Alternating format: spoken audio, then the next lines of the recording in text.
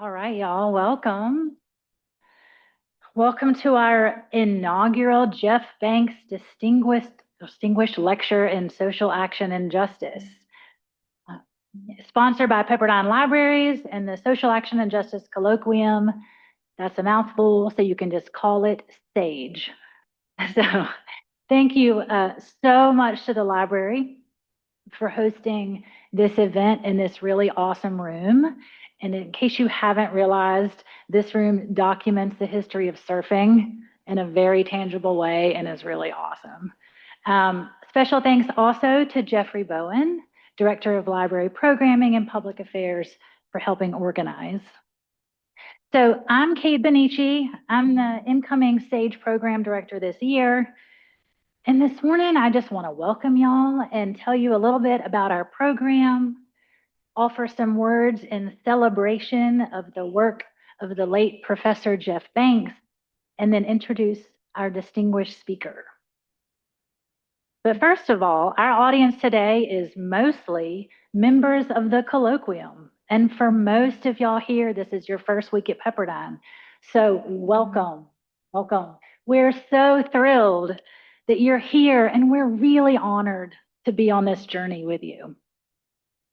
So I'm joined today by 4 other SAAJ faculty members, and I would love for them to all come up and introduce themselves to you. 5 SAAJ faculty members. Our capstone class professor is also here.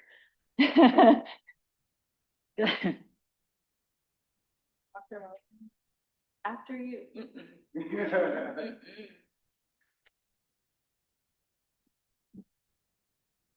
Good morning. My name is Mary Mullins. I'm a professor of English, and I'm very glad to be teaching in SAAJ again. I taught many years ago, and Jeff Bank was my honored mentor, so I'm very glad to be here today. Good morning. Thank you, Dr. Goosby Smith. Okay, let's try one more time. Good morning. Yay. Hi, everybody. I'm Jaye Branch, Professor Branch to many of my students here. I am actually an alumna of the university. This is my 2nd semester teaching SAAJ. Aside from being an alumna of the university, I also worked at Pepperdine shortly after graduate school in the Humanities and Teacher Education Division, which SAAJ is housed. And so I got to work with Dr. Banks a lot during my time here. And it's so great to see all of your faces, and I can't wait for a really exciting, thought-provoking semester that we'll have together. Good morning, everybody. Good morning. My name is Professor Amari Allen. This is my first semester teaching SAAJ, but I am also a Seaver alum, class of 2017. I'm also a SAAJ alum, and I had the honor and privilege of having Professor Banks as my teacher in my first year seminar. So very happy to be here, and I'm sure we're about to have a great lecture. Hello, everyone. My name is Dr. Kristen Schatzer-Roman, also a Seaver alum, taught by Dr. Banks. When I was here, I have the privilege of teaching the SAAJ capstone class. So we actually met last night. It's the SAAJ internship experience. So as you move through your semesters with SAAJ, having more opportunity to kind of learn about yourself, learn about the community in those courses. The capstone class is an applied professional experience that students get to have in a workplace off campus, where you can connect your ideas from your other SAAJ classes to apply them to practical problems in the community. So some of the students that I met with last night, they're going to have internships with professional injury law firms, a nonprofit that provides greater access and visibility for young women in sports, or a student who's going to do PR for the local Humane Society just through the Canyon. So SAAJ is a really formative program where you get to learn from the best of the best on campus. We're glad you're here, and in a couple of semesters, I hope to see you in SAAJ 495. Hey everybody, my name is Dr. Terrell Sales. I am also a Seaver alum. I graduated in 2008. I went through the teacher preparation program, so I'm an educator at heart. I love being here. I'm an associate professor of teacher education. So if you want to become an educator, come holler at me. I will make sure that you get everything that you need in order to succeed and in order to pour into the lives of the future generations of children. I believe education is an act of social action and justice. It is something that is noble. It is something that is dignified. It's something that we need to continue to promote within our society at this particular point in time. So thank you guys for being here. I really appreciate your attention, and I'm so grateful that I get to be a part of SAAJ as well. So.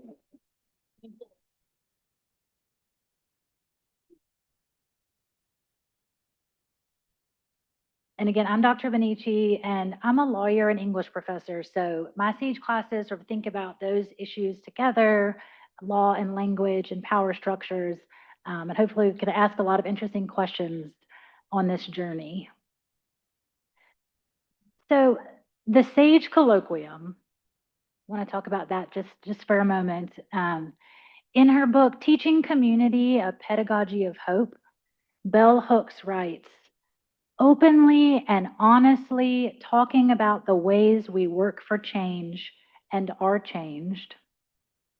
I hope to illuminate the space of the possible, where we can work to sustain our hope and create community with justice as the core foundation.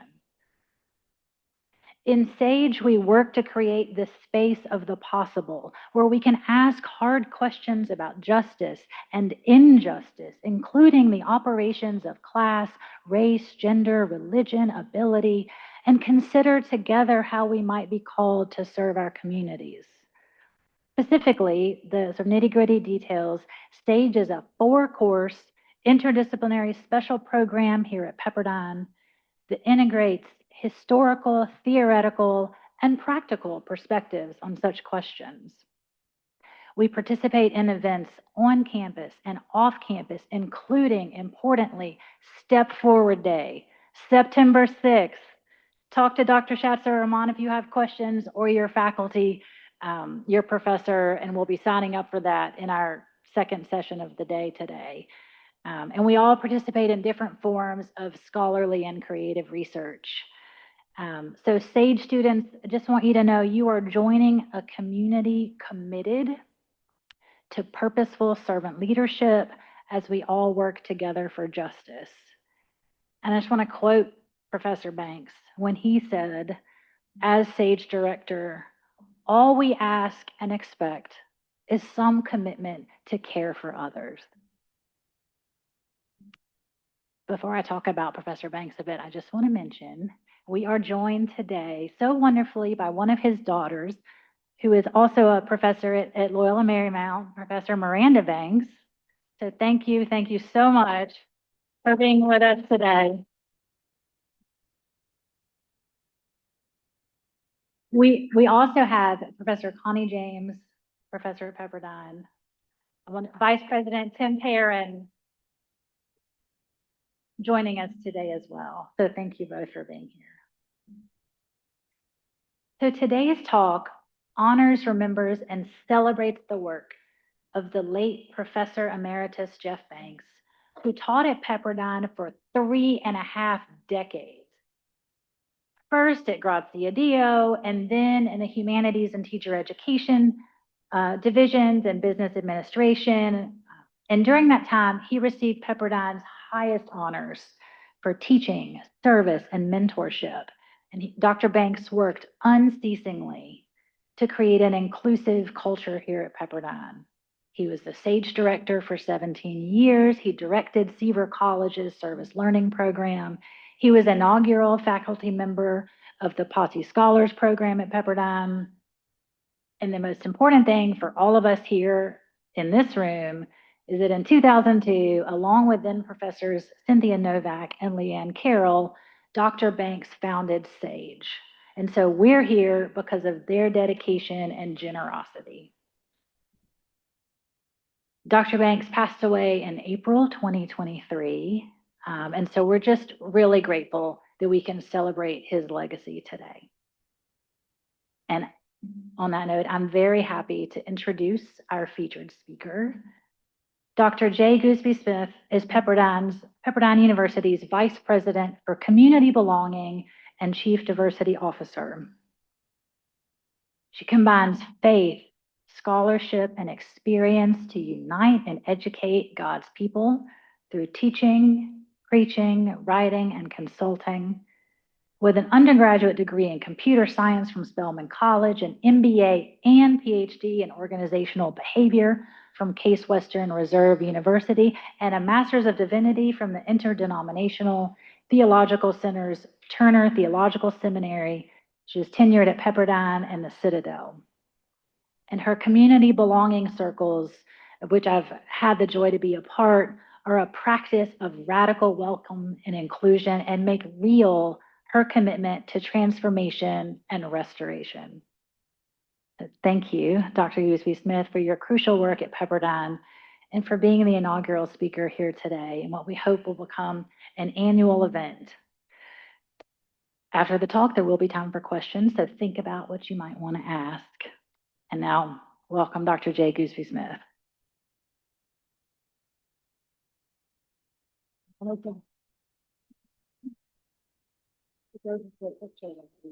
Perfect. Can we do it? So I wanted you all to have a picture of who we're going to be talking about, because with every year that passes, there becomes, a distance. So first, I wanted to say that there are hundreds of people who would jump at the chance to be able to speak in this series, and I'm humbled that for some reason I was selected. So I pray to be worthy of that selection. So I hope that the words of my mouth and the meditation of my heart will be acceptable. I wanted to thank Mary Mullins and thank Dr. Bonici and also Chad Duffy and all of the SAAJ family. All of you all are now part of the SAAJ family, whether you know it or not. And so the topic says I'm going to talk with you about DUNAMIS, which is the Office for Community Belonging's vision. But in actuality, there's a little bit of a bait and switch, because actually what I'm going to do is I'm going to paint a picture. And hopefully by the time I'm done, you'll have a picture of what DUNAMIS looks like in action through the life of Dr. Jeffrey Allen Banks. So I submit these comments for your consideration. My friend attended Pepperdine University 8 or 9 years ago and said he being Dr. Banks, was pretty influential in her life. Another person said, I had Jeff for my seminar. The 4-course colloquium was largely great because of Jeff and his wife. I just came across this, said another person. I had him for SAAJ colloquium, and he truly was one of a kind, a light and a breath of fresh air when me and my friend group struggled on campus or faced discrimination. These are a few comments I found on Reddit. Here are some other comments. Truly incredible. He has so many inspirational stories and really lived what he teaches. Outside of class, he was always willing to sit down and talk, and he gives great advice. Yet another student said, caring professor, full of knowledge and wisdom. His course left a positive impact on my life. He's always there for you when you need him. He was such a caring and compassionate teacher and influence, and I still share the stories that came out in his class today. He definitely changed my life. This was written by someone in 2016 who had him in 1994. The class you take with him redefines your worldview. And these are just a few comments from ratemyprofessors.com. And so to have comments like this on ratemyprofessors.com is no small feat. And so this is just a glimpse of the way that Jeff impacted his students and everybody who encountered him. While Jeff's story began in 1936 in Glasgow, Scotland, my story with him began in October of 2000 when I was a beleaguered doctoral dissertation student interviewing here for a faculty position. And I met Dr. Connie James then, way back in 2000. And Keith Whitney was the chair at the time, and the division was located next door in a Pendleton Learning Center. And so that's how I first encountered Jeff in 2000. Then I became more acquainted with him when I first started at Pepperdine in January of 2002. I started getting to know him though when we, due to the office sorting algorithm, ended up as next door neighbors on the third floor of CCB, the Center for Communication and Business. We both taught organizational behavior, and it was his initial syllabus that I got because they said, well, here's somebody who teaches OB. And so we had the last two offices on the floor, farthest away from, the business division chair. To say that Jeff was beloved by students and various faculty and staff members across campus really is an understatement. What made him so special? I'll answer this question through the lens of my research on inclusion. So I've asked thousands of people in different workplaces, schools, financial organizations, architectural firms, active duty military, what makes them feel included in their workplace. One of those first dimensions you heard in the introduction and through some of these quotes was care. Jeff didn't speak mindlessly. He didn't just go, oh, how you doing, and walk off. It was anything but a mindless conversation. When he asked you how you were doing, he'd actually look at you and wait for the answer. And he'd pay attention to your reactions and he'd engage with you. Regarding communication, Jeff always spoke his mind. When he saw something that wasn't right or something that wasn't fair, he always spoke up. And when he had suggestions or questions of me, he always asked and he always started dialogue. You were never ever going to hear Jeff Banks said this behind your back. No, Jeff Banks would say it to you, 10 toes down, as we would say, and say it with his full chest. He was very honest and he was very authentic. So also, whenever I needed to talk, he welcomed me into his office. His office was just the most comfortable, homey, chill place. It was like you stepped into a whole nother universe and you sit down and you talk and he'd listen. He might have music playing. But when you were in dialogue with Jeff, you felt like nobody else was in the room. Some people are talking to you and they're waiting to get to the next person. He always felt like you were talking directly to him. Connection. Jeff knew the biggest and most obvious secret in this world, which is that we are all interconnected. We are all interconnected. And so he was warm and he was approachable, as you heard from some of the students who said things on Reddit or on ratemyprofessors.com. But he was always driven by a bigger purpose. He was always connected to a bigger purpose. And I'm convinced that that was the infallible rudder that steered him to what he would do. This was also part of his contribution in being one of SAAJ's founders. Given that all of humanity is indelibly linked, you can't change it. As Reverend Dr. Martin Luther King Jr. said, Jeff knew that preparing students for lives of purpose, service, and leadership required students to understand that. You cannot fulfill your purpose if you don't understand that you are connected to other people, because God didn't give you the gifts you have just for your own entertainment. It's for society. You can't serve people whom you don't understand and respect because you won't know what they need. And you sure as heck cannot lead people if you don't realize the value of people and that they're all connected. So we all are one. Mentoring and coaching is something else. Jeff served as the Rabboni for thousands of us, or rabbi. Rabbi means teacher. At his core, Jeff was a teacher in the purest sense of the word, in the most divine sense of the word. He was full of wisdom and he never fell prey to a scarcity mindset. Sometimes people will hoard knowledge, or you'll be studying for a test or something and they'll hide a book in the library. He never had a scarcity mindset. He would share his wisdom freely and liberally with you just to help you do whatever you needed to do. He had a mindset of abundance, and he was always willing to advise or counsel or help you if you're struggling, or to tell a good joke. He had a sense of humor that was beyond anything. I remember meeting him in the elevator. So I was widowed while I was working at the business administration division. And I came in and I saw Jeff at the elevator and he asked, how you're doing? And if you've ever gone through any grief or a huge loss, you're trying to hide. You're not trying to have somebody really look at you and ask, how are you doing? It will just decimate you. So I said, fine. And so he told me this story. He told me a story about a woman who he had dialogue with, and he said she was suicidal. And he said one of the things that he told her was that, well, you can't commit suicide before Tuesday at 4 o'clock because we have an appointment.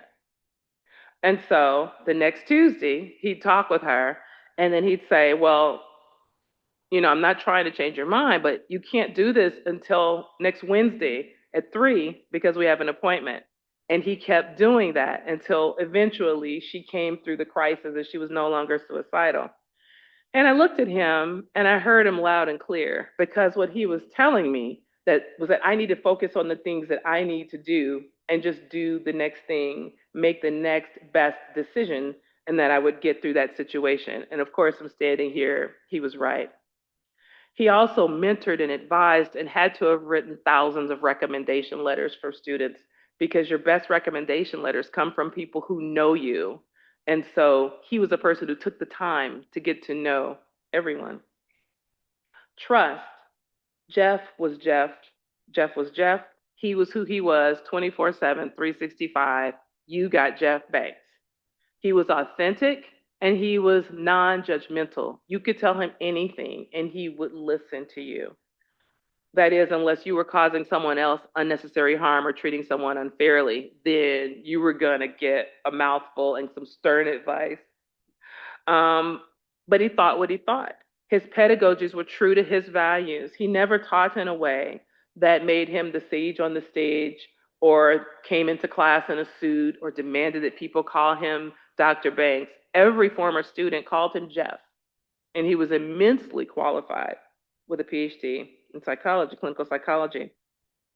And he never wavered on what he knew to be most important.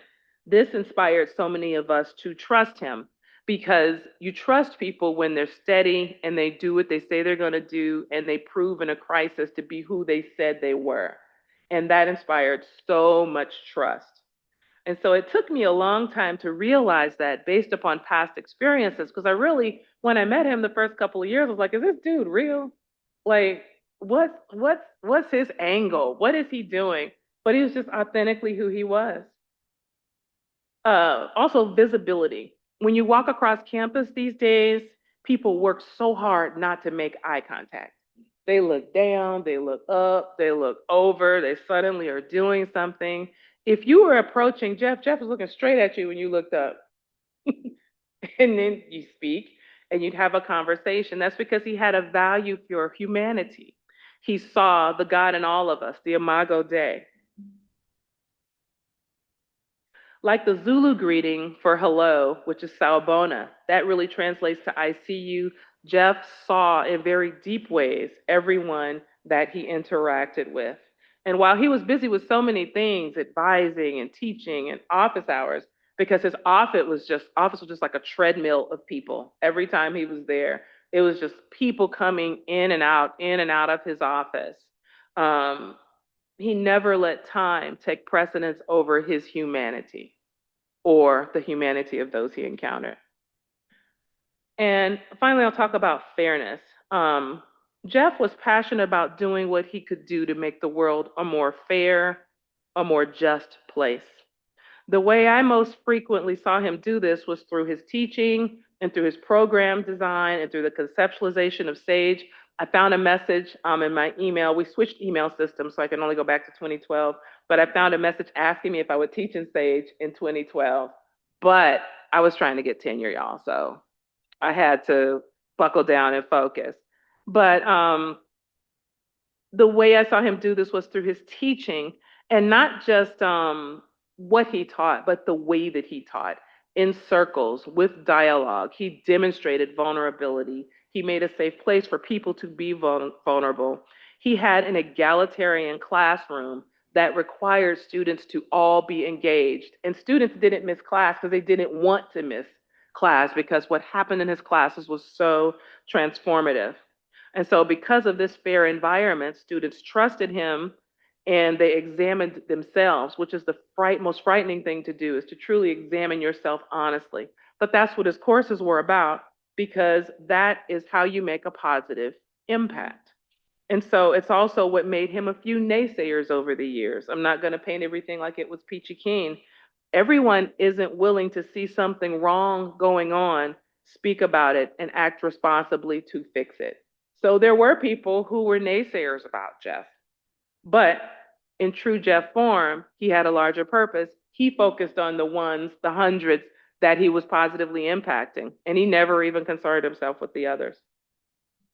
The first thing I thought of when framing my notes for this talk was the late Georgia Congressman John Lewis, who talked about good trouble.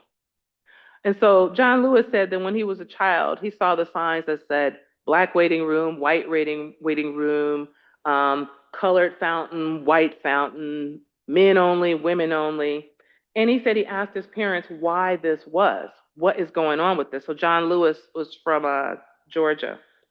And his parents told him, that's just the way it is. Don't get in the way. Don't get into trouble. Because it literally could end your life getting into trouble. You think about people like Emmett Till and Schwerner, Cheney, and Goodman, and just on and on and on and on. But at age 15, former Congressman John Lewis saw Rosa Parks sit down. He saw the Reverend Dr. Martin Luther King stand up, and that inspired him to get into what he called good trouble. So from that moment, John Lewis committed to speak up, to speak out, to get into good trouble, necessary trouble, to do what is right. Doing what is right is not always easy. It's going to get you in trouble to do what is right oftentimes. Like Lewis, Jeff was curious, why are these things happening? But I had no idea why until I read in his obituary that his Army training in the segregated South in Fort Gordon, Georgia, made a lasting impression about inequities in the US. And I was like, oh, okay, now this starts to make sense. Ironically, they were the same generation. Jeff was born in 1936, I think.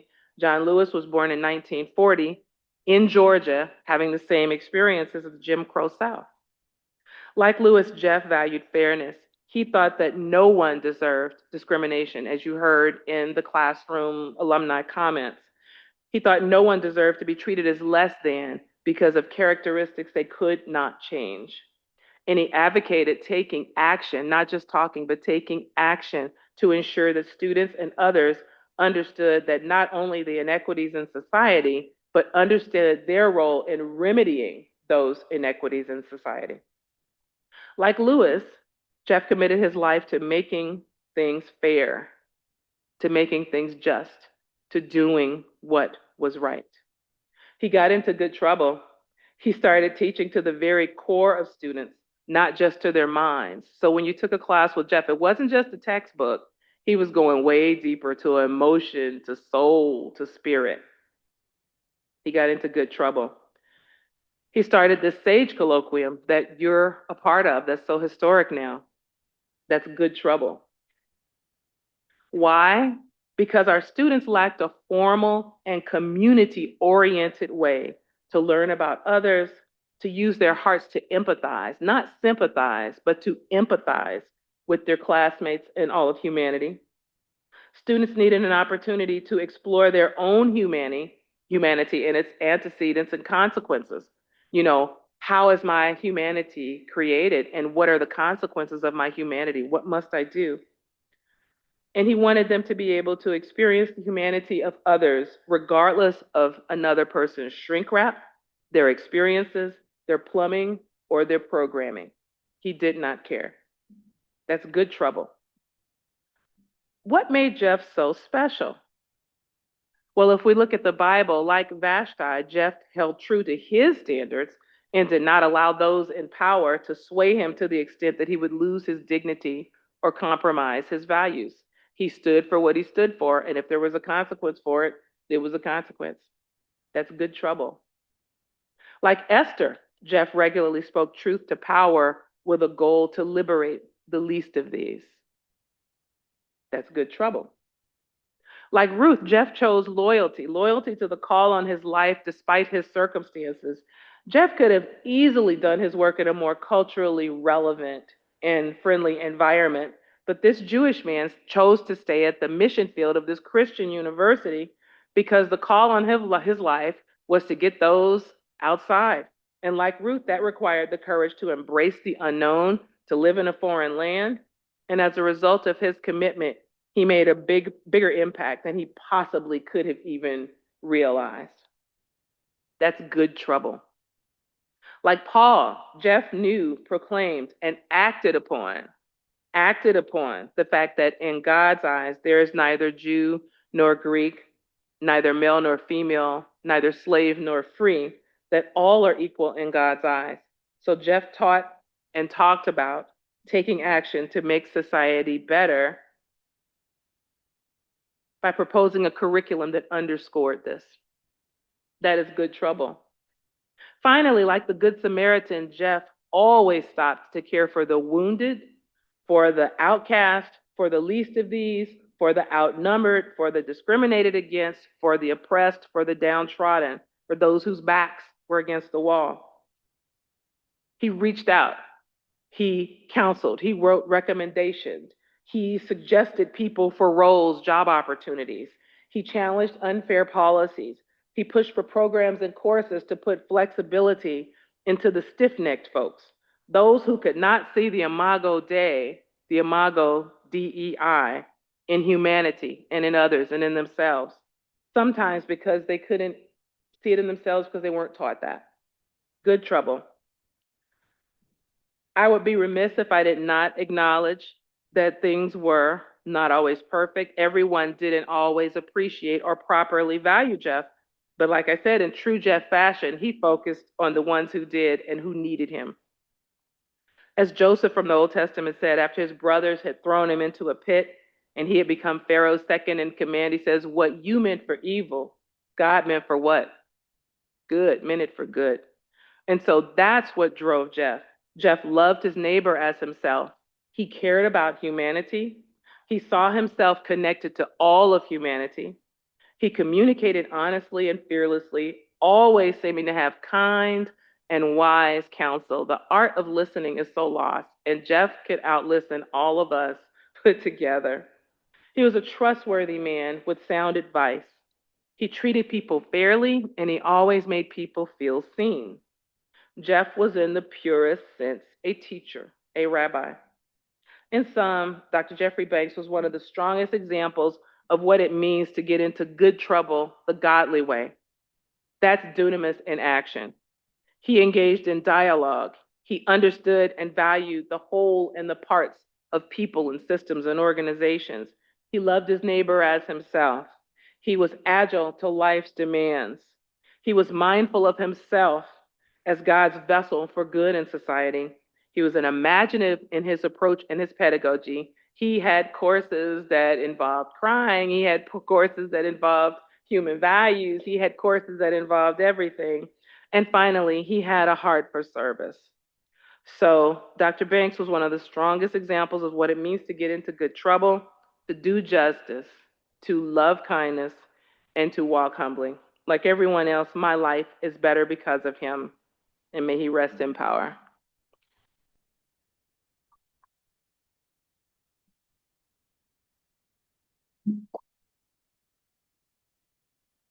So any questions or comments from those of y'all who knew Dr. Banks, or questions that you all who didn't have? The Q&A dialogue portion. Oh, don't be shy now. I hear y'all walking across campus. Yes, ma'am. Dr. Mo.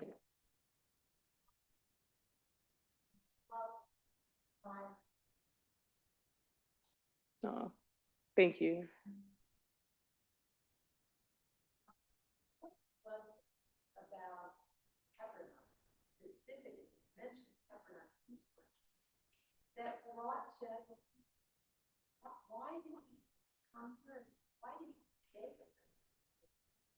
I can't answer that question because I'm not in his mind or heart, but what I do know was that he clearly saw a need. He clearly saw a need, and it was a unique contribution that he could make. And there are unique contributions that those of you who may perceive yourselves to be outsiders in a university or a company or a system can make, because the vantage point you come with as an outsider lets you see things that people often don't see. It allows you to say things that people can't say. And so I would imagine that was a part of it. But do you want to share any insights? Got it, exactly, right. Absolutely. He loved that he found people here, Mm-hmm. but he found purpose. Mm-hmm. And that this was a community, and he loved the students. He saw that there was a need Mm-hmm. and a way that mirrored his own experience, and really trying to make connections. But I think you nailed it exactly. He loved pushing people's buttons. Mm-hmm. Mm-hmm. As much as he loved things. Mm-hmm. I think this was a place that welcomed him and pushed back. Mm-hmm. It was an incredible community. Thank you. Thank you for being here. Thank you. We're not going to start again. So, yes, sir.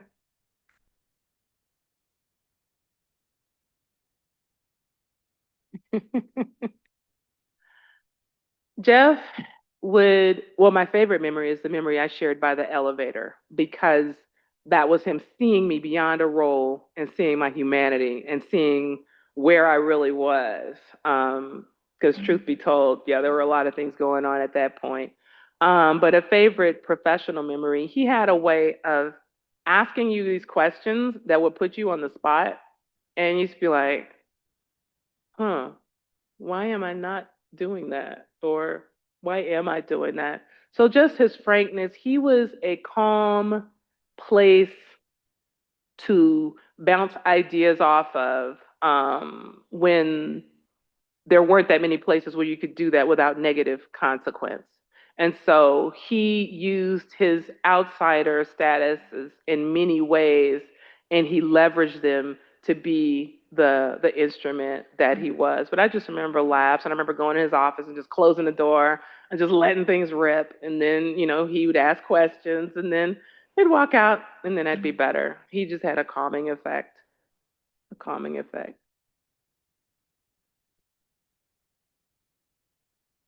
Yes, ma'am.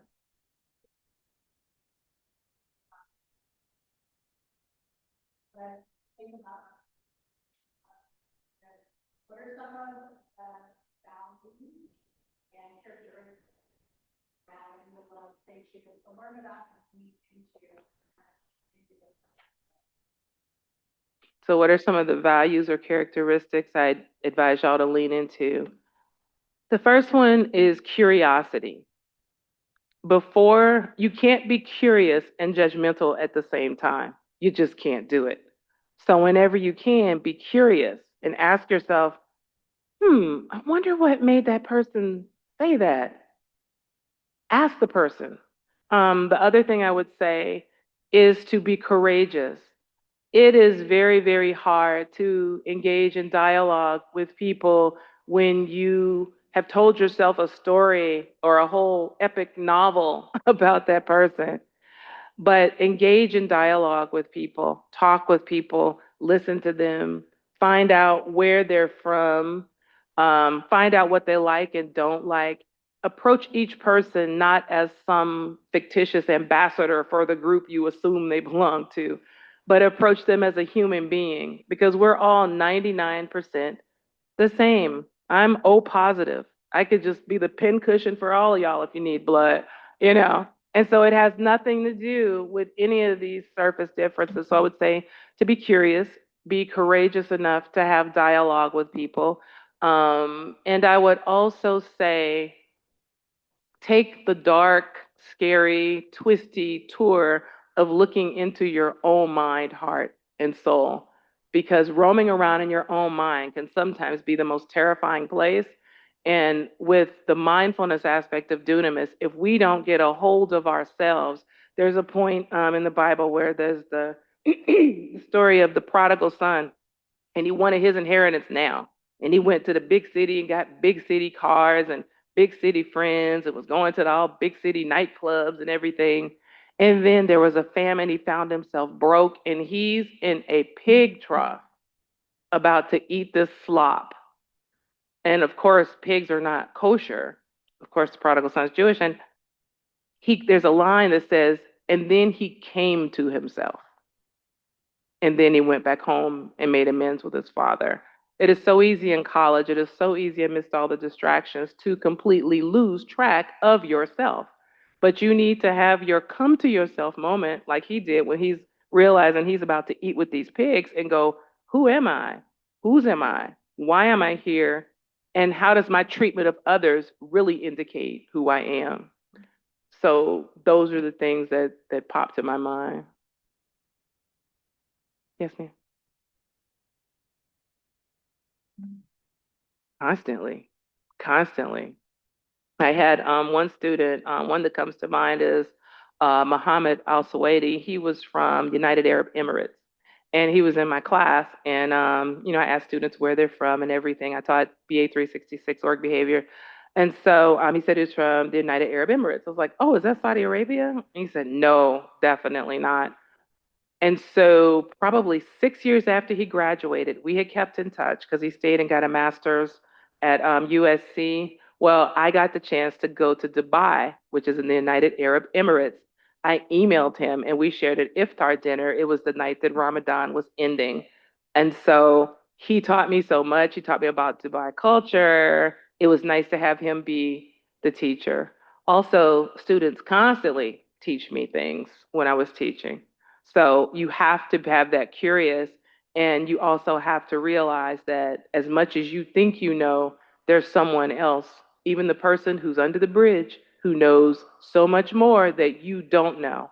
And so you have to treat people, we're all worth the same in God's eyes. And so absolutely. I could just go on and on. Students, they teach me different terms when I was teaching. They would help me with things not to say. One of them taught me what my daughter's name is. Her name is Aya. And I asked somebody what that meant in Chinese, and they shared that with me. And there was a whole hilarious situation that had occurred. So, yes, students teach constantly.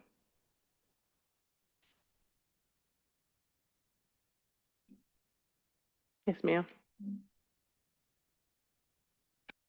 So Dunamis is so it won't be such a bait and switch. Dunamis, Jeff was just the exemplification of it. Dunamis is a vision that my office cast in 2021 that has to do, it's basically a prescription. It's all the things that if everyone at Pepperdine could do these 7 things well in every interaction they had, I could work myself out of a job. So the D stands for dialogue. And we do a good job of talking with each other when we agree, but when we don't agree, we have the talk before class, the talk after class, the talk before the meeting, the talk after the meeting. Every meeting's like this. And so we need to learn how to engage with each other. So we do a lot of things like the community belonging circles and other ways to foster dialogue between people and to get people to feel comfortable talking with each other. The U stands for Universitas. So Dunamis is an acronym. And the U stands for Universitas, which means seeing the value of the whole and the parts and realizing, for example, when you look on this campus, don't you dare look down at a custodian. Don't you dare look down at someone working for plant services. And don't suck up to someone just because they're an administrator. We all have roles to play, and there's a reason that we are here.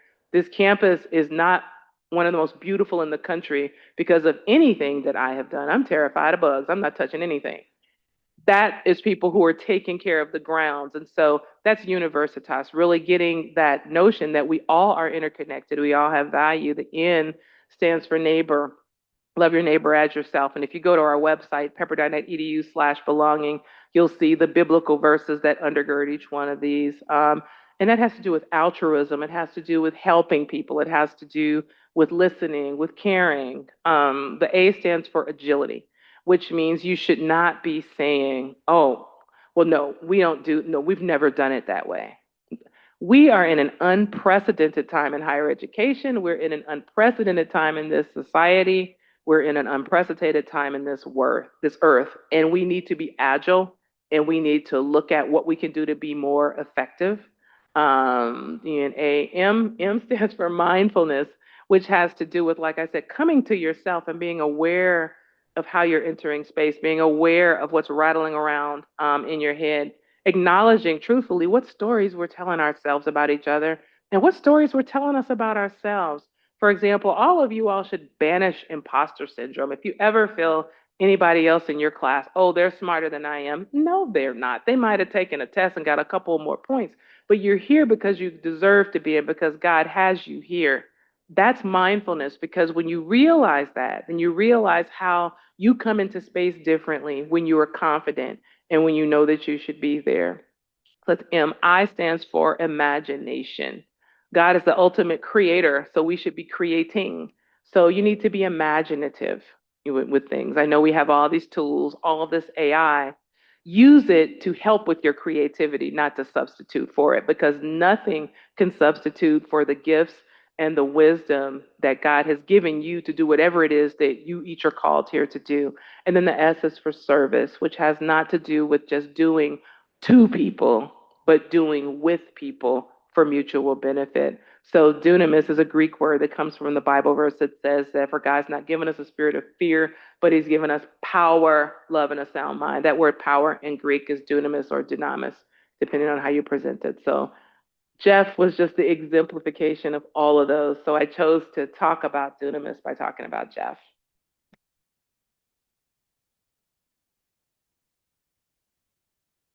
So thank you for your time and your attention. Thank you so much for that, just that beautiful portrait, Dr. Goosby Smith. I would love to close out this conversation by praying together a prayer by the poet Padre Gotwama from his book Daily Prayer. So if you will, I'll invite y'all to join me. And this is called Prayer for Courage. Courage comes from the heart, and we are always welcomed by God, the heart of all being. We bear witness to our faith, knowing that we are called to live lives of courage, love, and reconciliation in the ordinary and extraordinary moments of each day. We bear witness, too, to the fractures in our world. May we be courageous today. May we learn today. May we love today.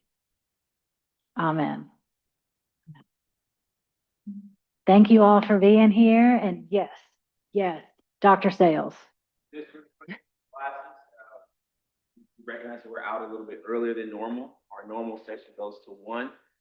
You do have lunch until 2, and then we will start our second session back in our classroom. So whether you're in 302, 303, 304, 301, 301, we'll be back in there at 2.